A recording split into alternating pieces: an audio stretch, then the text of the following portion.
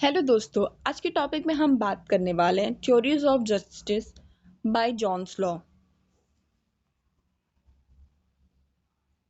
Johns Rawls theory of justice, also known as justice as fairness.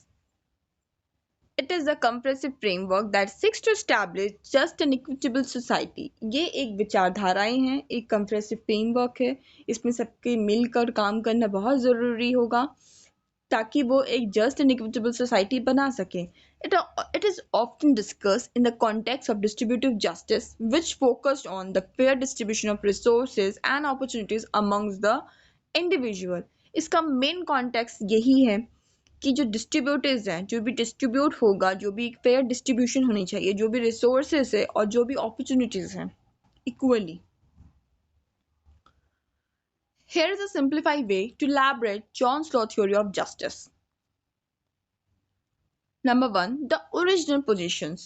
Law proposed a thought experiment called original positions. उनका जो experiment है original process में, वो क्या है original positions में। इन दिस हाइपोथेटिकल सिनेरियो, जो उनकी विचारधाराएं थी, जो उनके हाइपोथेटिकल मतलब सोच, ऐसा उनका मानना है कि फ्यूचर में ऐसा हो सकता है अगर इस तरह से काम किया जाए तो। Individual are placed behind a veil of ignorance where they have no idea. अज्ञान के पर्दे को हटाया जाए जहाँ पे उन्हें ये नॉलेज नहीं है कि उनका सोशल और इकोनॉमिक एडवांटेज और डिसएडवांटेज क्या है, उनके टैलेंट्स क्या है, पर्सनल सर्कमस्टेंसेस क्या है। From this standpoint they are tasked with a designed principle of justice that will govern society. Number two, well of ignorance. The well of ignorance ensure that individuals make unbiased decisions regarding the principle of justice. Well of ignorance का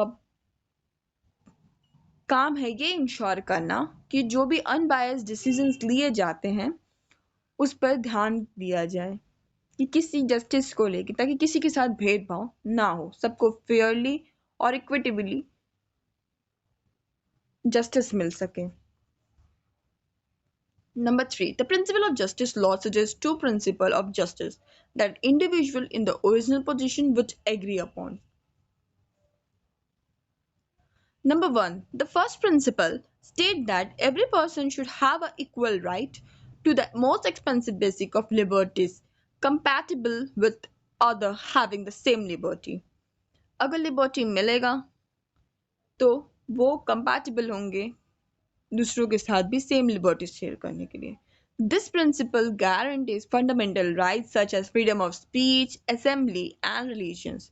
बोलने का मौका सबको मिलना चाहिए, सबको संसद में पार्टिसिपेट करने का मौका मिलना चाहिए और अपने रिलीजन्स को भी बढ़ावा देने का, रिलीजन्स के साथ चलने का मौका मिलना चाहिए। किसी के धर्म को लेकर कोई यहाँ पे प्रॉब्लम्स ना क्रिएट किया जाए।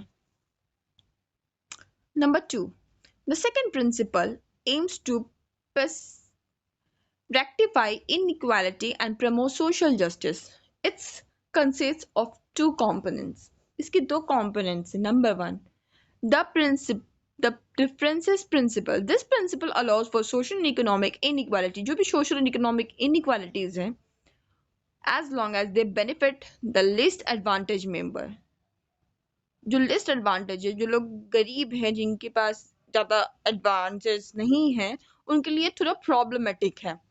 It suggests that inequality is accepted if it's lead for the better opportunities and outcome for everyone.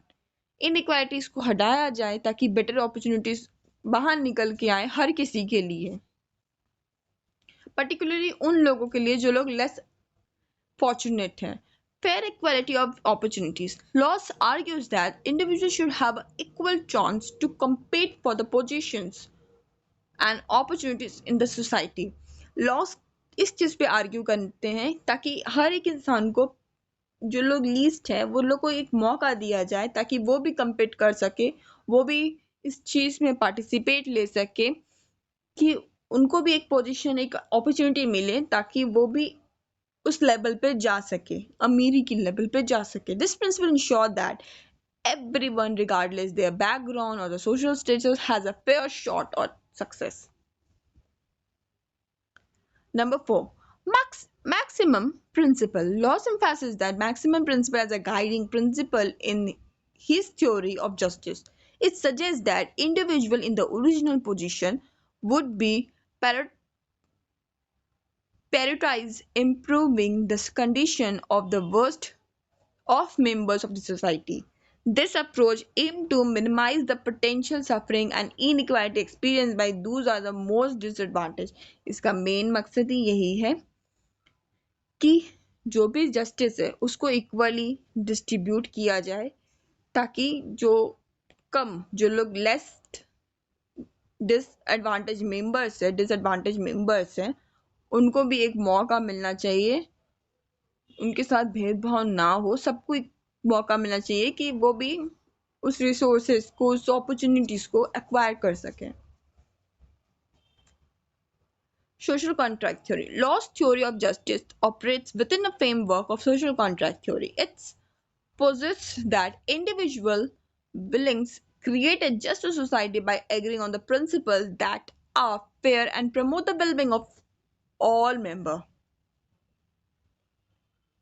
By considering the original position, the will of ignorance, the principle of justice, the maximum principles, and the social contract theory, Law's theory of justice offer a comprehensive approach to achieving a fair and equitable society. जो भी उन्होंने अपने विचारधाराएं दिए हैं, जैसे original position, well of ignorance, ये सारी चीज़ों में जो उनकी विचारधाराएं थे, उनका ले देकर एक ही मेन मकसद है, इक्विटेबल सोसाइटी हो, फेयर एंड इक्विटेबल सोसाइटी हो. It seeks to address issue related to inequality. वो सारे इनइक्वालिटीज को, इश्यूज को दिखाते हैं, दर्शाते हैं. Discrimination and distribution of resources within the focus of promoting the welfare of the least advantaged member of the society. जो भी resources है, जो भी distributions है, जो भी jobs है या कुछ भी है, वो जो least member of society है उनके साथ जो disadvantage हो रहा है उस चीज़ को दर्शाते हैं और उस चीज़ को cover up करने के लिए उनका मानना है कि ऐसा justice को लाया जाए ताकि उनके साथ भी न्याय हो सके.